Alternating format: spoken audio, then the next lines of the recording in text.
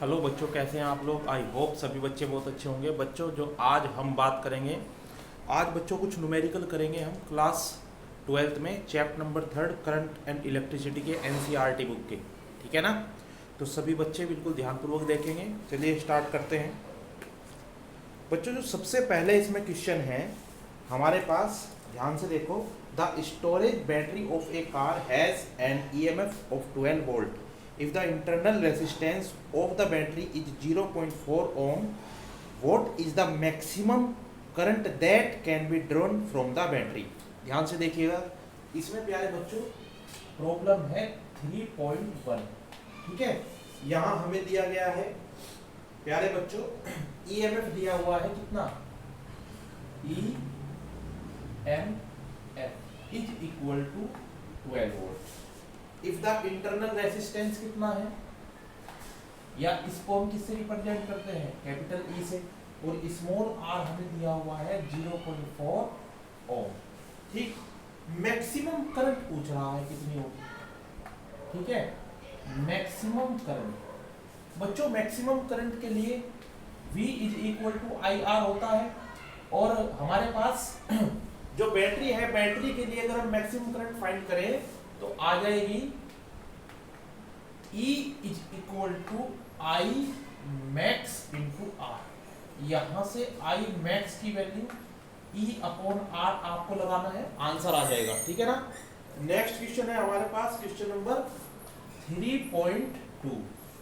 3.2 में बच्चों एक बैटरी है जिसका EMF कितना है, 10 वोल्ट। ये एक बैटरी है जिसका EMF कितना है, 10 वोल्ट। ठीक है ना। एंड इंटरनल रेसिस्टेंस जो दिया हुआ है वो है 3 ohm. Is connected to a resistor, और एक रेसिस्टर के साथ ये कनेक्टेड है। मान लीजिए रेसिस्टर ये है capital R। If the current in the circuit is 0.5 ampere. देखो यहां करंट कितनी जा रही है, 0.5 ampere. Then what is the resistance of the resistor? What is the resistance of the resistor? What is the terminal voltage of the battery when the circuit is closed? तो प्यारे बच्चों, हम जानते हैं I is equal to E upon R plus R। ठीक है ना। यहाँ हमें I पता है, E पता है, R हमें फाइंड करना है, और R पता है। सारी वैल्यू पुट कर लेंगे, फाइनली आंसर निकल जाएगा। और नेक्स्ट पार्ट इसमें प्यारे बच्चों हमसे क्या पूछा है, टर्मिनल पोटेंशियल। टर्मिनल पोटेंशियल होती है V is equal to E minus I R. E पता है, I पता है, R पता है, ये भी निकल जाएगा। अब question number 3.3। Question number 3.3। 3 resistors 1 ohm, 2 ohm, 3 ohm are combined in series. 3 resistor हैं, एक ये, दूसरा ये, और तीसरा ये। 1 ओम, 2 ओम, 3 ओम, तीनों किसमें है, सीरीज में है। What is the total resistance. बच्चों ये तो कुछ भी क्वेश्चन नहीं है। टोटल रेजिस्टेंस 3 और 2 5 और 1 6 ओम, आंसर। नेक्स्ट क्वेश्चन क्या है, if combination is connected to a battery of EMF 12 volt. अगर ये जो कॉम्बिनेशन है इसको किससे कनेक्ट कर दिया, एक 12 वोल्ट की बैटरी से। ठीक है ना। तब क्या पूछ रहा है, obtain the potential drop across each resistor। देखो तब पूछ रहा है कि V1 कितना होगा, V2 कितना होगा, V3 कितना होगा। बिल्कुल सिंपल क्वेश्चन है। सबसे पहले तो कंबाइंड रेसिस्टर हमने फाइंड कर लिया है। अगर हम ध्यान से देखें तो हमारे पास इस तरह से सर्किट बन जाएगा इसका। ठीक है ना। यहाँ कितना 6 ओम, और ये 12 वोल्ट। करंट फाइंड कर लेंगे।